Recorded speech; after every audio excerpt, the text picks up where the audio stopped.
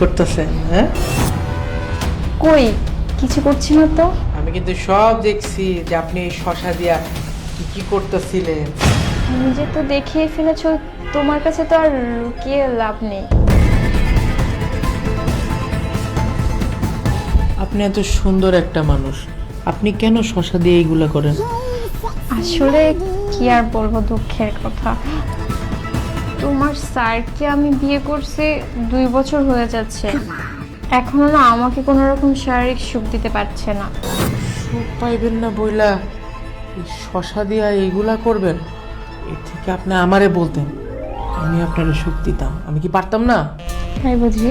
আপনার মতো এরকম সুন্দরী একটা ম্যাডাম পাইলে একদিন কেন, প্রত্যেক দিন পারবো। আচ্ছা ঠিক আছে, এটা রেখে দিলাম।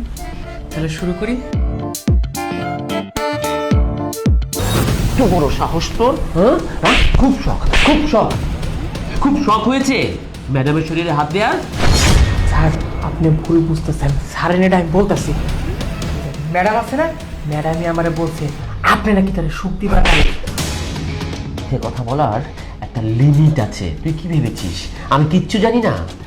আমি সব জানি, এবং সব জানি বলেই না তোকে ধরার জন্য আমরা দুজনে মিলেই এই প্ল্যানিংটা করেছিলাম। কি জানেন আপনারা কি প্ল্যান করছেন?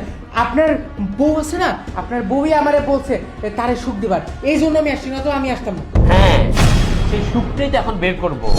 শোন, চোর চুরি করে ভুলে যায়, কিন্তু যাদের জিনিস চুরি হয় না তারা কোনোদিন ভুলে না। তুই তুই তো একটা চোর, কারণ তুই আমার বাড়ি থেকে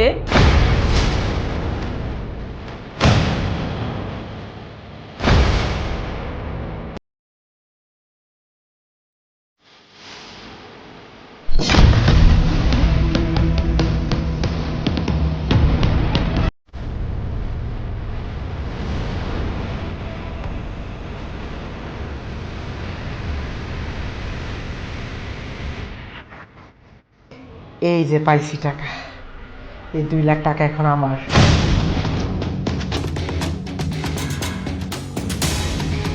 এই টাকা নিয়ে এখনই ভাইগা যাইতে হবে।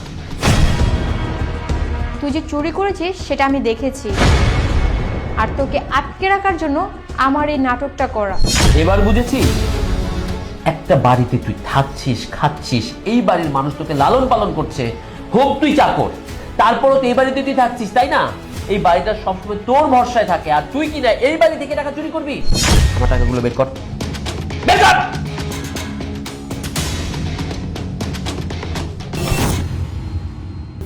স্যার, আমি তো ভুল করে ফেলাইছি স্যার। টাকা তো আপনি পায়ে গেছেন গা, আর ম্যাডামের লগেও তো আমি উল্টাপাল্টা কিছু করি না। এবারের মতো আমার মাফ করে দেন। সৈকত, তুমি ওর কথা কিচ্ছু শুনবে না। তুমি যদি ওকে মাফ করে দাও তাহলে ও নেক্সটে এরকম করার সুযোগ পেয়ে যাবে। ওকে পুলিশে দিয়ে দাও তুমি। বাঁচতে চাইলে এক্ষুনি আমার বাড়ি থেকে বেরিয়ে যা, যা যা। কতগুলো টাকা জানো? খুব ইম্পর্টেন্ট ছিল এই টাকাগুলো। তুমি যদি ফোন দিতে না আটতে না, তাহলে আমাদের এই টাকাটা যেত আর ও ধরা পড়তো না। আচ্ছা ঠিক আছে, অফিস থেকে না বলে বেরিয়ে এসছি, টাকাটা তুমি রাখো। আচ্ছা ঠিক আছে, সাবধানে যেও। হ্যাঁ, তুমি সাবধানে থেকো।